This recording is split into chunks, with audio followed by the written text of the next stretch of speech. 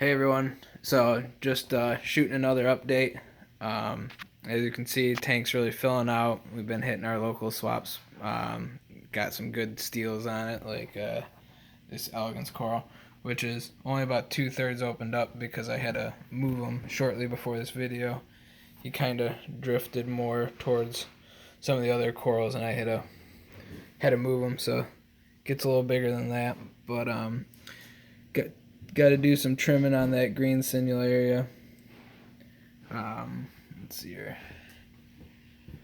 No, just in general, things have just been being real stable, and lots of growth, especially with these stony corals.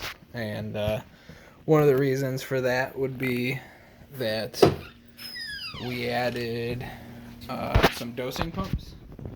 So we're using BRS 2-part, and I mounted the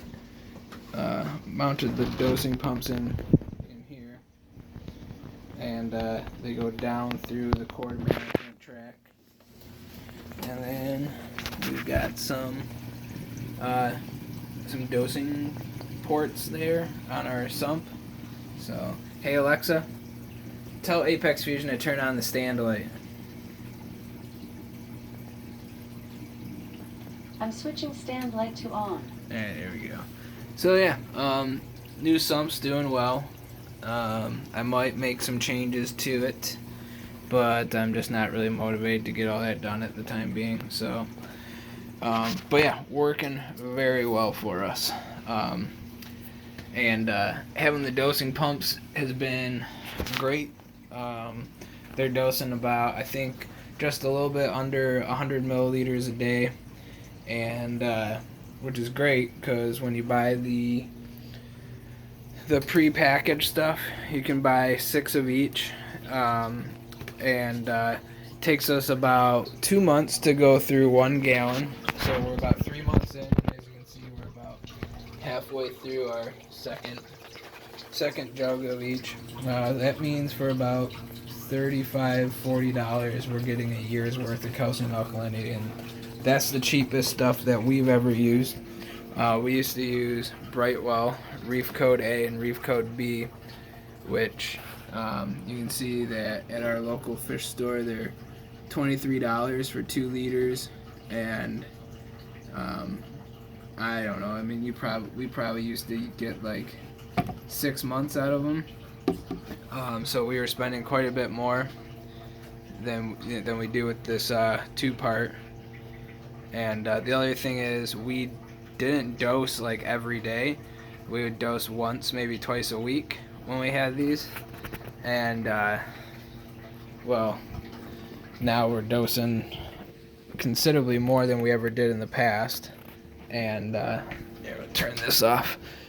Dosing considerably more than we ever did in the past, and it's getting dosed every day. And that just shows you how lacking our previous dosing schedule was.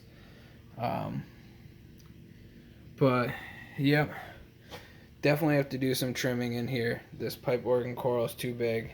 It's blocking the view of all the other corals that are behind it. So but yeah, dosing pumps have been working well, and one of my favorite things about them is being able to stabilize pH with them. So I pulled up Apex Fusion here on the computer, and I will probably record screenshots of this later, so it's not a camera pointing at a computer screen, it's a screenshot, and I'll overlay it in here. But taking a look at what our pH looks like now that we have dosing pumps. We had some people over last night, so we had a little bit more of a dip than we usually do, but you can see that, like, on average at night, I would say that average is probably something around here. You get like a 8.06 is the lowest pH on average, I would say, somewhere around there. And on average, the peak during the day is 8.15. So you're getting a fluctuation of about 0.09,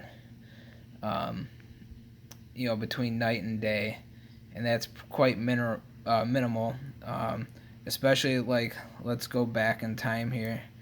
So this is February. We've been running these dosing pumps for almost 3 full months now. So we got them in November. I don't know that. Yeah, here. So this should. I'm shooting this video just in time because we got them on Black Friday. So let's see what it looked like before we had our dosing pump. So this is about a week before the dosing pumps were added. Maybe this might have been the first day they were added, actually.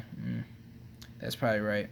Because we had a little issue with the dosing pump, and I'll be sure to mention that earlier so no one else makes the same mistake I did. But as you can see before, middle of the day, about 8.09 was the highest, which is now about our average lowest, and 7.9 at night. So, and most nights even lower than that, 7.8. So you had a fluctuation of like 0.25, 0.3 almost. That's, it's 3 to almost 4 times as much variation between night and daytime as what we get now. So there you go. So that's what we're getting now, and it doesn't look like it's more stable, but it really is. It's because the y-axis here has such a little variation between it.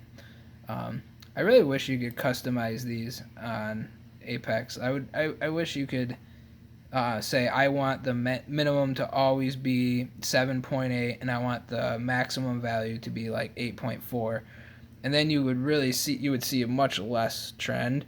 And then when I went back in time and looked at the old ones, like this, the y-axis has changed. There's actually a lot more variation shown here. So, I don't know. I just wish you could say, I just want it to always be within these bounds and then have it shown. And, but yeah, so much less variation, much higher pH than before. And, we don't even have to pay attention to dosing. We've started checking the calcium and alkalinity about once a week now. When we first hooked them up, we were doing them quite a bit more. So let's see here. Calcium, you can see it's on, what's it, 1, 2, 3, 4, 5, 6, 7, 8, 9, 9 times 6 equals 54.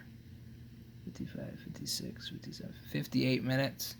And this pump, I'm just going to pull up my calculator here.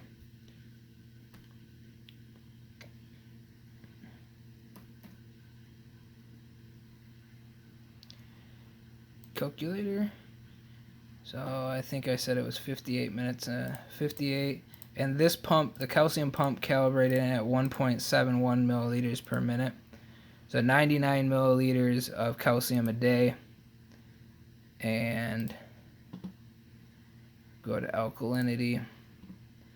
And this one is on for 1, 2, 3, 4, 5, 6, 7, 8, 9. 9 times 4 is 36. 35, 34, 33. Wow, so this one's on considerably less. This one's on for 33 minutes a day. Let's go back to the calculator here.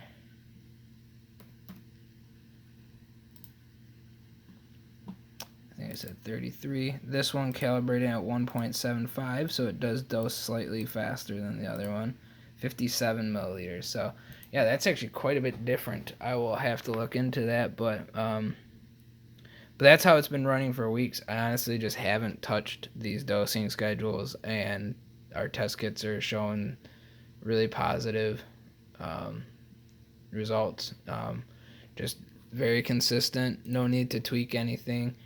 I'm going to do a water change here next week. I wanted to do one this weekend, but I forgot to fill the RO barrel, so that's just how it's got to be. But yeah, some other changes I want to make now that I'm looking at Fusion is you can see that my heater turns on and off quite a bit here. And that is an issue with the sump where the probes are. I'm gonna have to find some way to get my heater to reach a different part of the sump so that the probe doesn't. Basically, what it's doing is it's just noticing when the heater's on and then it's turning off. It's not waiting for like the whole system to reach a certain temperature because the probe and the heater are too close to each other. Um, but yeah. So, anyways, that's enough for Apex Fusion. I really like the dosing pumps. They're great. Um, and then, so the issue I had, one of the reasons why you saw that huge spike on that graph, um, is because when I first, oh, look at this. I always end up unplugging these darn things every time I open the cabinet. So that's something I've got to work on too, is that when I open this cabinet, I end up pulling my optical sensor cords out of my FFM. But so when I first hooked them up, we bought a new EB8 to run the dosing pumps because our EB832 was full. And I did not know that there was a difference in the type of switches between outlets 1 through 6 and then 4 and 8. So 4 is this one here and 8 is this one here. These two have a different type of switch that turns them on and off. And because the dosing pumps use such low amperage and I'm sure it's amperage, something goes wrong with the switch if they're not in 2 and 4. So I originally had them in like 1 and 2, I think, and that didn't work. So the calcium pump turned off fine, but the alkalinity pump didn't. And the pH, it shot up to like 8.4. It really wasn't that big of a. The pH shot up to 8.4. We were actually at a frag swap when we noticed this. So we came home and we tested the alkalinity, and it was like 12, which isn't that bad. We usually shoot for 10, between 10 and 11. And we were low prior to starting it. So, so, we got home, we fixed the issue, and nothing was affected, which is good.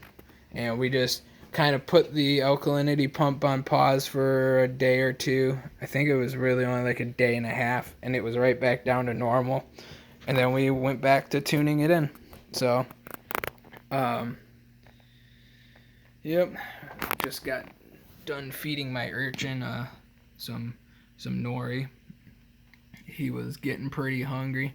I'm gonna have to get rid of this guy soon, unfortunately. This tank just doesn't produce any algae anymore. And for anyone who remembers, this tank used to have a huge algae problem for so long, and I honestly have no idea what changed here. We're using the same lights, same power heads, same rock. You can see the eel back there sticking his head out. He's wondering when he's gonna get fed next. That eel is by far the coolest fish I've ever had. I mean, just so easy to take care of. And yeah, but anyways, you guys all know that this tank is tied into the same sump as this one, and for this tank's been had water for like 2 years now, and it has been algae free for quite some time, or relatively algae free. We don't have nuisance algae problems with this tank, whereas this one was just completely overrun. And I don't know, I didn't do anything. It just stopped growing, got wiped out, and we started adding some corals. So we got a toadstool there, which has no polyps extending because the urchin runs over it about 15 times a day. And threw some red mushrooms down there, got some blue mushrooms, and then we got another anemone. And then we added the flame angel. This will be a softy tank. It's going to be, easy to care for corals. I want this thing to just grow in and be full of weeds. I think that would be cool.